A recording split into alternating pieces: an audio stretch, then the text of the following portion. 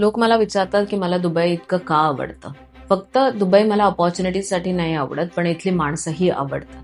मी जेव्हापासून दुबईला आले मला अनेक टप्प्यांमध्ये, अनेक प्रॉब्लेम्समध्ये अननोन लोकांनी खूप हेल्प केलेली आहे. एक रिसेंट एक्झाम्पल सांगते.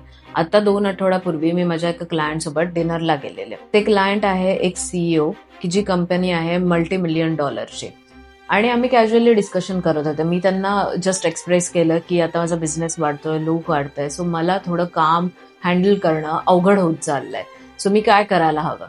हे डिनरवर डिस्कशन झालं, त्याच्यानंतर मी हे डिस्कशन पूर्णपणे विसरून गेले. काल अचानक मला त्यांचा एक ईमेल आला. त्यांनी मला हे 96 पेजेसचं स्टँडर्ड ऑपरेटिंग प्रोसिजर फक्त माझ्या कंपनीसाठी बनवलेली त्यांनी पाठवली.